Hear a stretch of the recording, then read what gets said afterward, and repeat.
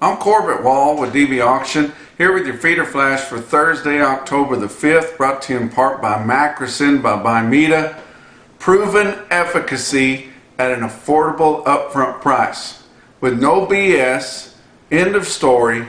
For more information, go to macrocin.com. Will there be a rebuild? We're going to go back to talking about just fundamentals. On our last visit, we talked about the board and about politics and things like that, and people got all upset because I was criticizing the carcass in chief, Mr. Magoo, and the Bidenomics that were going on that's ruining this country. But I'm not going to talk about that today. I want to talk about is there going to be a rebuild? We keep talking about we go through these cycles, and we've just been to the premium spot in the cycles where the market gets really good and everybody's really been enjoying that. But now they're thinking that we're going to start saving back heifers and we're going to start rebuilding the cow herd. How big will the rebuild be this time? I don't think it's going to be nearly as big as what we've seen in the past. Where are we going to put them? We're running out of places to put them. Cow-calf guys are getting old. That's been well advertised. Everybody knows that. A lot of our cow-calf producers that we've had have gone to backgrounding because they're tired of keeping those cows around. They can't afford to feed them year-round. And they like these LRPs, although there's LRPs for cow-calf guys, but they're kind of slow to conform to them. And we're not seeing nearly as many cow-calf guys doing LRPs on their calves as we are on the backgrounders doing it on their yearlings. But I just don't think there's near as many places to put them. And if you look at crops, there's always hope for more bushels to the acre. Not so much less acres to the cow. And it seems like our major droughts come through, and I'm not talking about climate change and all that kind of thing, but just where we're at in the times right now. It seems like we're running on to more periods of extreme drought and more areas, and it seems like it's always in our major production areas, and that is so disheartening whenever you run completely out of feed. You don't have enough grass for them. Hay's high everywhere you go. And it's not so high now out west and up north in the northern plains and the northwest and places like that, because we're not exporting near as much hay as what we have in the past. But guys are just getting tired of fighting it, the cow-calf deal. And we're losing ground. Every day we're losing thousands and thousands of acres. You look up in the northern states, in the mountain states like Montana, you know, rich people are the only ones that can really afford to buy those ranches, and they're more into conservation. They're buying those places, they're taking them out of production. No more cows on those places. They're not buying them and leasing them out as much as what they used to, just to hold the property of the investment. They want to live up there. And they would just as soon, you know, have it go back to wildlife or some kind of a park as they would to continue to have it in production of cattle. Go down south in Texas, especially south central Texas and South Texas, we're seeing 10, 12-foot fences everywhere, brand new ones putting up. That is not for Bramer Cross cows, guys. They're raising exotics there. They're raising awdads, or they're raising black bucks, they're raising oryx or fallows or something like that. They would rather do that, and a lot of times there's more money in it because people are making a lot of money outside of agriculture. They want to come back and have somebody have a bunch of these exotic animals pinned up where they can go in and shoot them and they can feel like Elmer Fudd. So we're just seeing fewer and fewer and fewer places to run cattle all the time. You go into the southeast, and they were mostly small farms, and the urban sprawl is getting them, and the urban sprawl is getting us everywhere. But especially in the southeast, the urban sprawl is getting them, and there's just not very many places to run cattle anymore. And I don't think our rebuild is going to be nearly as big as what it's been in the past. Is that going to keep prices up? Yeah, likely it's going to keep prices up, but now the inflation and the economy and everything is making it where fewer people can afford to eat beef day in and day out. So, you know, that's something that we're facing right now in the world that we live in. You guys keep contributing to the Punchy Pick of the Month contest, and I'm glad that you do. We're getting some really cool picks for Punchy Pick of the Month. We just awarded that there at the end of last month. We're taking Punchy Picks now. If something happens out in your everyday life and you see something cool, snap a picture of it on your phone, send it to punchy@nationalbeefwire.com, and you'll get entered into the Punchy Pick of the Month contest. Of course, every month we give away all kinds of cool swag from Beaver Feed Company in Beaver, Oklahoma. All kinds of cool stuff from Beaver County Stockyards. They've got the coolest caps going. And then the grand prize is the whole case of Therapiece, which is that revolutionary product that we talk about all the time that calms these calves down, calms all classes of cattle down, takes their anxiety away, gets them back to eating and drinking and calming down, and it keeps them from getting so sick. Be sure and watch a video at the end of this episode of the Feeder Flash to give you a little more information about that. Let's talk about your board. On Wednesday, October live cattle futures were up 7 cents after the big fall off we saw on Tuesday at 182.20, and that's going to be below probably where cattle sell this week, definitely below the 5-area weighted average. December up 37 cents at 186.02. Your back months were mixed from down 37 to up 20 cents. October feeder cattle down 82 cents at 247.77. That is not too far below your real-time index, but your CME cash feeder cattle index just keeps hanging up there way above 250 when you really can't expect 250 for a load of really nice 800-pound steers unless they're super fancy, but for some reason it keeps hanging up there. November feeder cattle up 7 cents at 250.42. Back months on feeder cattle were also mixed, down 22 cents to up 77. December new crop corn down 1.5 cents, and talked to some of the guys in Iowa there. They think they're about 25%, maybe a little more done with harvest there. We don't really know what it's going to make, but they're getting along really good. But down 1.5 cents on new crop corn at 4.86 at the end of regular trading.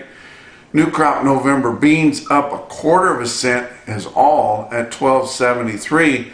At your Kansas City hard red winter wheat for December, it just continues to be very, very volatile. Down 16.75 cents a bushel at 666.5. Fat cattle trade, we had a little bit more moderate trading on fat cattle because of the big sell-off on the board and the upheaval that happened on Tuesday with your stock market down and everything. We saw so much open interest depleted in your live cattle futures on Tuesday, but we did see some more cash negotiated fat cattle trade on Wednesday there. Iowa 6,700 head live price from 183 to 184. Dress price from 288 to 290. Nebraska 3,300 head, 182 to 183 was the live price. Basically the same as what they're getting in the Southern Plains for lower quality cattle.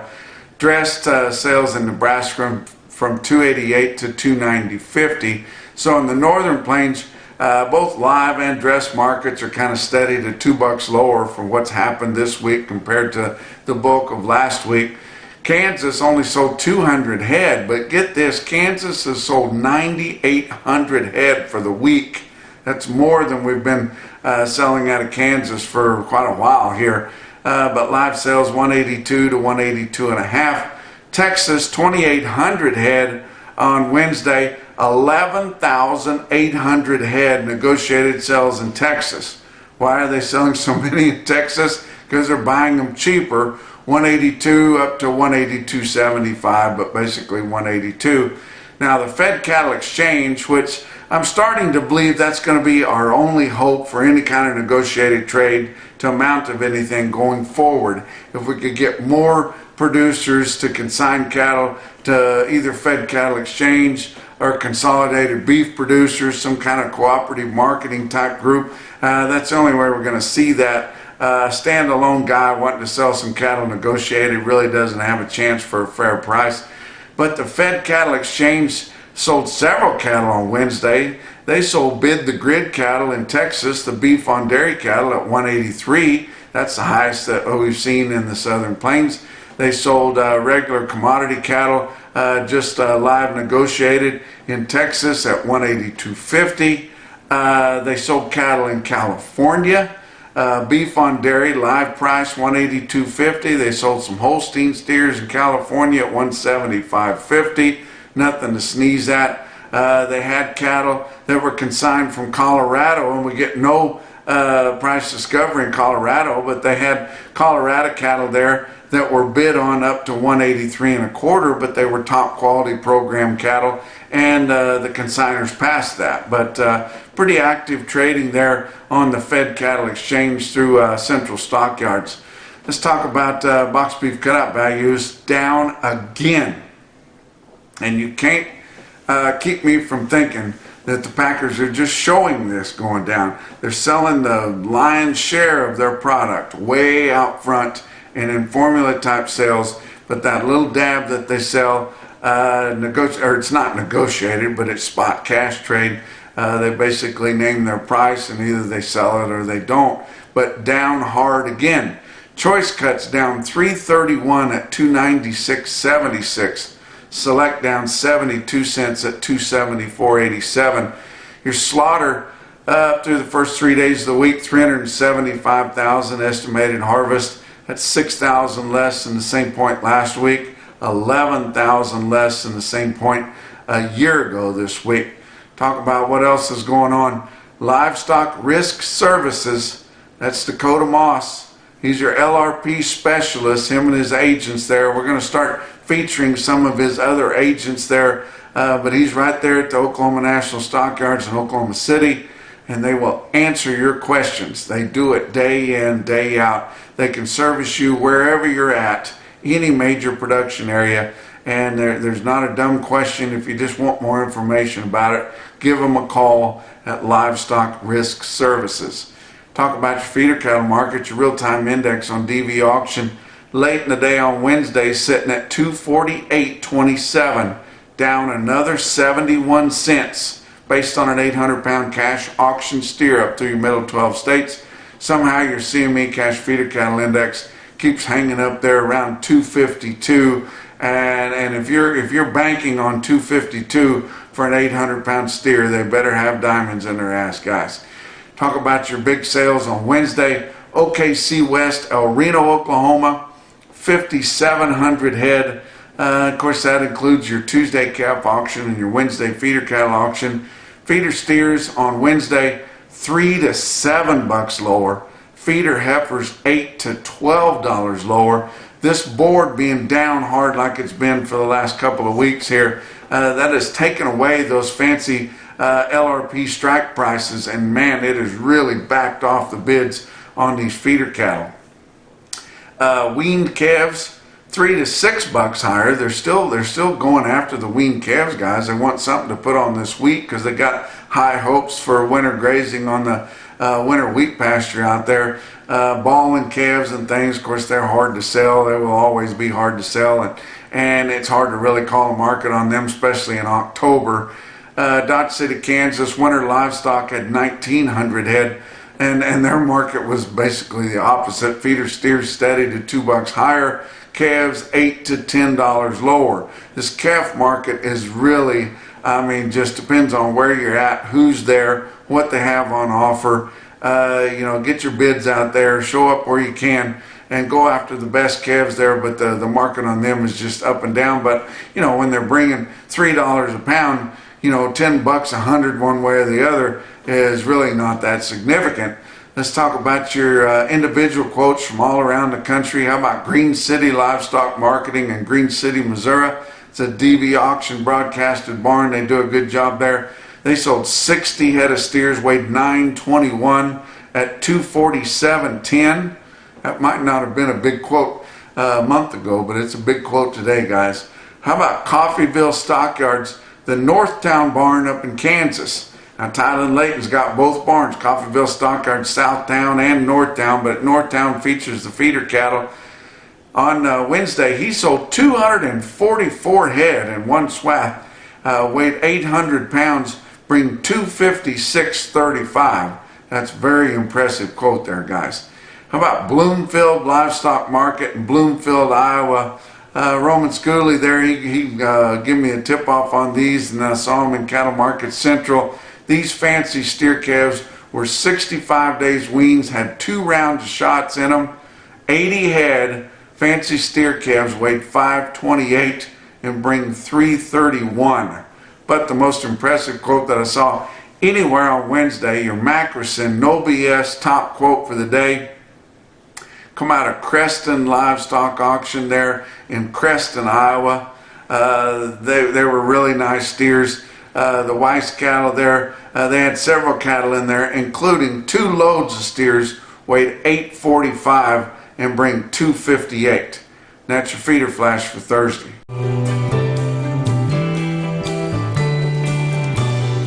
So my dad was a veterinarian growing up, always been on the ranch here. I love the ranch life and I like the medicine.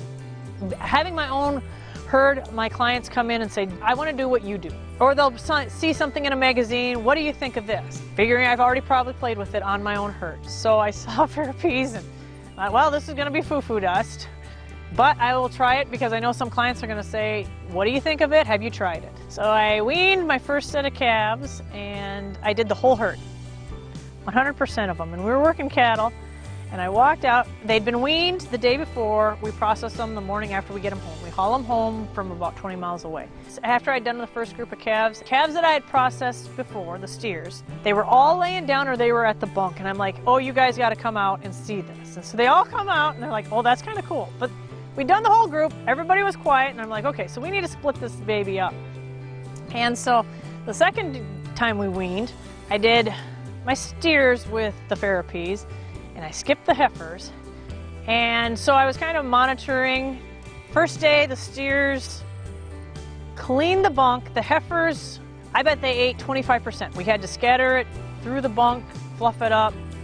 They didn't even eat enough to refill the bunk. The next day, and I kind of watched to see the heifers definitely never settled down. They were in and out, they were circling, they didn't care to eat. The steers, they'd go to the water tank, they would drink. They didn't just leave because everybody else leave. They meandered around the pen by themselves. They weren't circling. And the appetite was so much better. And so then I saw this on the next day and I videoed that I pulled up to the bunk and all the steers were at the bunk. 6 of the heifers were at the bunk. And when he pulled up with the feed wagon, all the heifers ran to the back side of the pen who had not received the Fairpeas, and the steers backed up about 12 feet. And as soon as he had moved on down the bunk, they were back at the bunk eating. And I'm like, this is really, really cool. I'm kind of curious to see what would happen if I treated the calves while we were processing them with Fairpeas and see when we got to the summer pasture whether they would be as reactive up there as if I had not used the Fairpeas. And so we hauled them and the calves, they pair up better, they're more calm, they aren't circling pens when they can't find mama. They're quieter, you hardly hear the calves bawl at all. A little bit of talking, but it seems like when I have done that, when mama comes or the cows start to cry, the calves hear her and they pair up easier. I did have a client who, after using it last year, thinks everything that he buys will receive it, which I think it's a no-brainer.